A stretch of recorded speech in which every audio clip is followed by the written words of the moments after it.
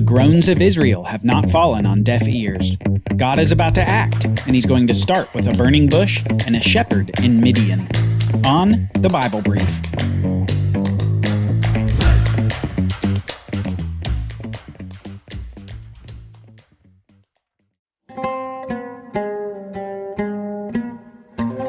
God has heard his people's cry. And he's not only heard their cry, he's seen their affliction. God has seen the genocide of the little Hebrew boys. He's seen the slavery, the anguish of his people, the building that they'd had to endure under the whips of the Egyptians. God knows, and God remembers. The Egyptians had forgotten Joseph, and forgotten Joseph's God. And even some of the Israelites began to forget. But God remembered. He remembered that covenant that he had made with Abraham, confirmed to Isaac, and again to Jacob. The covenant of land, seed, and blessing. The land of Canaan, seed in abundance, and blessing to all the nations of the world. God remembered his promise, and he remembered his people, all of his people, even that man who had run away from Egypt so many years ago. It had been 40 years for Moses, 4 decades since he had fled the only home he'd ever known for this land of Midian.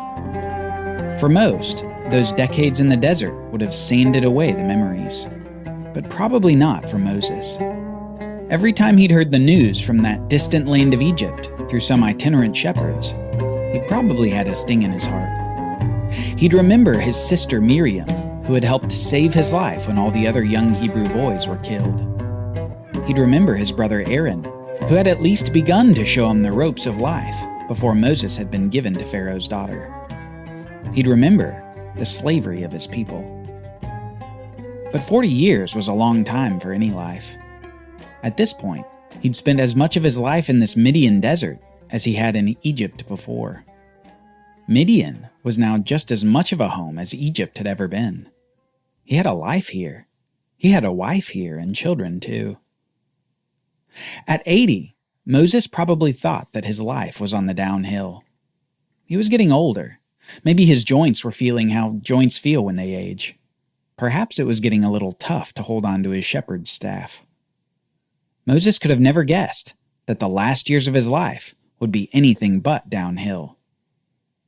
When God is involved, age is just a number.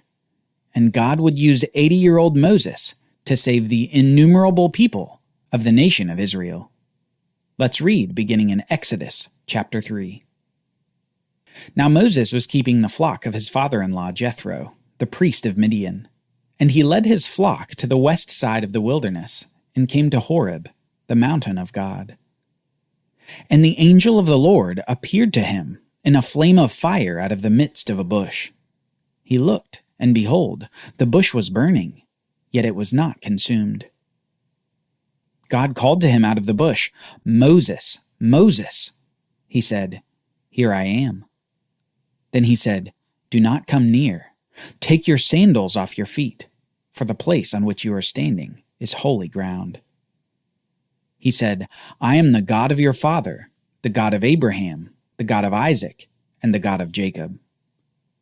And Moses hid his face, for he was afraid to look at God.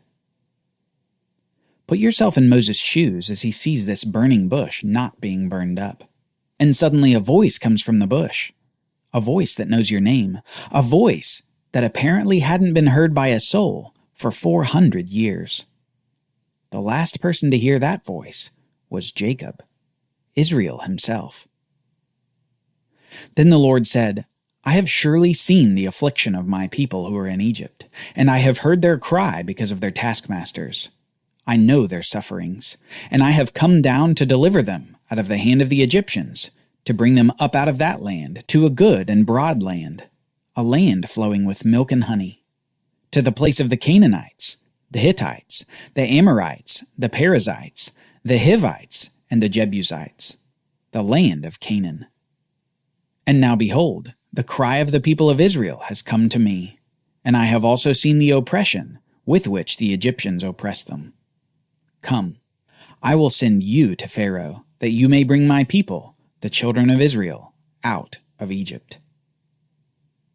But Moses said to God, "Who am I that I should go to Pharaoh and bring the children of Israel out of Egypt?" And God said, "But I will be with you. And this shall be a sign for you that I have sent you.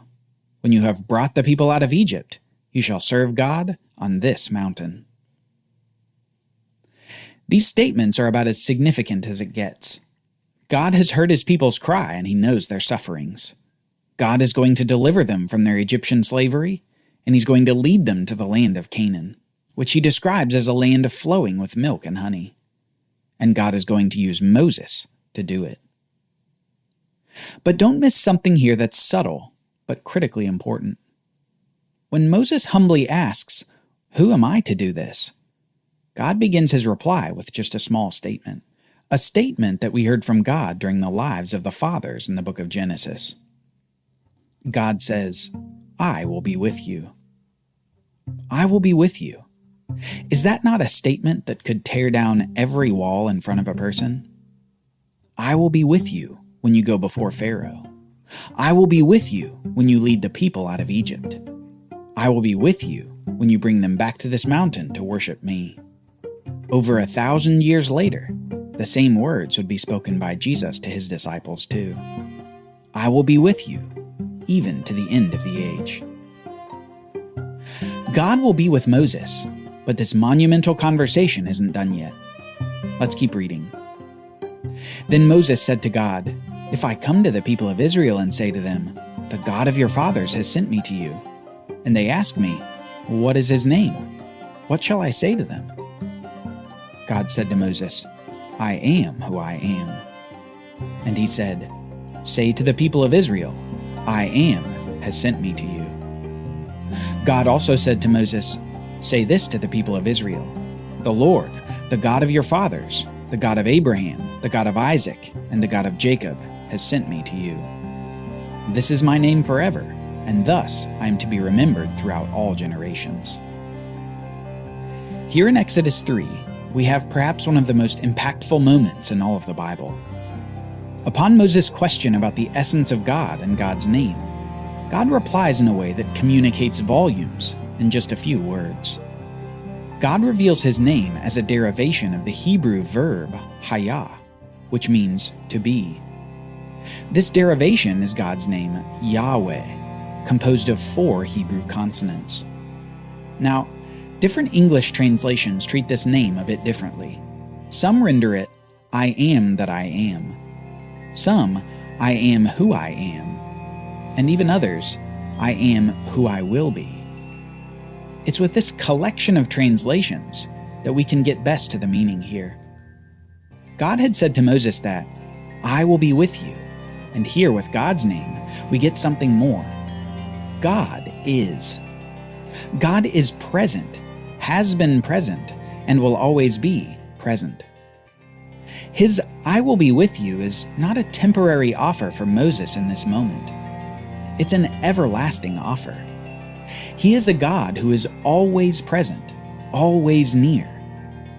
God's "I will be with you" is not an abnormal statement of proximity. It's a description of God's very character. God tells Moses his name and reveals his character through his name. God says that he will always be known and remembered as Yahweh, I am.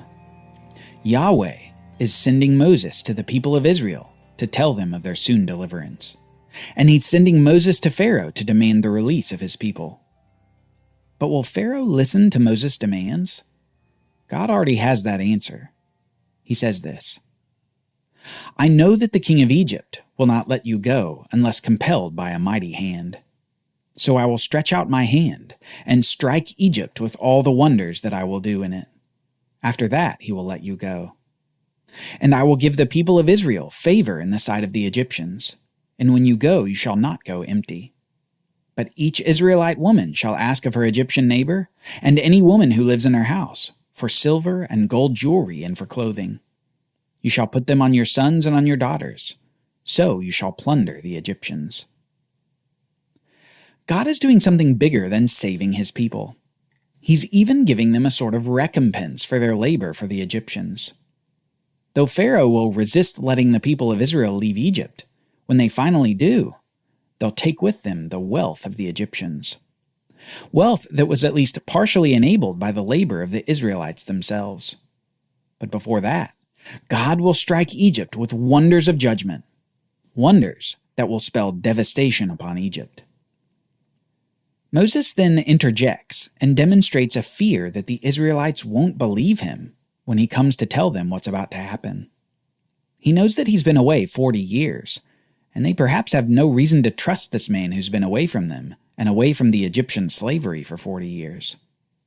Let's listen. Then Moses answered, "But behold, they will not believe me or listen to my voice, for they will say, 'The Lord did not appear to you.' Then the Lord said to him, 'What is that in your hand?' He said, 'A staff.' And he said, 'Throw it on the ground.' So Moses threw it on the ground, and it became a serpent, and Moses ran from it. But the Lord said to Moses, 'Put out your hand and catch it by the tail.' So he put out his hand and caught it, and it became a staff in his hand. That they may believe that the Lord, the God of their fathers, the God of Abraham, the God of Isaac, and the God of Jacob, has appeared to you." God provided a miraculous sign for Moses to use in front of the Israelites. He would use it to prove that he had indeed been commissioned by God for their deliverance. And besides this sign of the staff turning into a serpent, God gives him 2 more signs as well. The second sign involved a temporary skin disease on Moses' hand, which God would restore when Moses followed God's instructions. And the third sign is that Moses will pour out water from the Nile River that will turn into blood on dry ground. God has given Moses 3 miracles to prove himself in front of the people of Israel. But Moses isn't done with potential excuses. First he had said, "Who am I to go?" Next he said, "What if they don't believe me?" But for this third excuse, he really stretches. But Moses said to the Lord, "O my Lord, I am not eloquent, either in the past or since you have spoken to your servant, but I am slow of speech and of tongue." Then the Lord said to him, "Who has made man's mouth? Who makes him mute, or deaf, or seeing, or blind? Is it not I, the Lord? Now therefore go, and I will be with your mouth, and teach you what you shall speak." But Moses said, "O my Lord, please send someone else." Then the anger of the Lord was kindled against Moses, and he said, "Is there not Aaron your brother, the Levite? I know that he can speak well. Behold, he is coming out to meet you, and when he sees you, he will be glad in his heart. You shall speak to him and put the words in his mouth, and I will be with your mouth and with his mouth, and will teach you both what to do. He shall speak for you to the people, and he shall be your mouth, and you shall be as God to him. And take in your hand this staff, with which you shall do the signs." It may shock us to think of Moses as someone who didn't want to be used by God. He perhaps wanted his peace and quiet, his shepherding life in the land of Midian. Maybe in this moment, he simply wished he'd passed by that odd burning bush. But God had other plans for Moses. Moses and his brother Aaron would go before the Israelites and the Egyptians. Aaron with his voice, Moses with his signs. Moses would be taking on one of the most powerful nations in the world. He'd bring his staff and he'd bring his brother. But what would the Israelites say? What would Pharaoh say as Moses brought Yahweh's demands before the supposed God king? Let's just say, before things get better, they get worse. A lot worse. Join us next time as we see the slavery of the Israelites intensify as Pharaoh says to Moses, "Who is Yahweh that I should obey him?"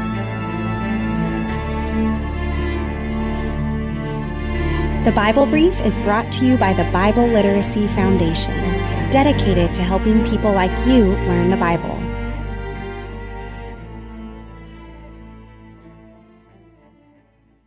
Copyright Bible Literacy Foundation 2023.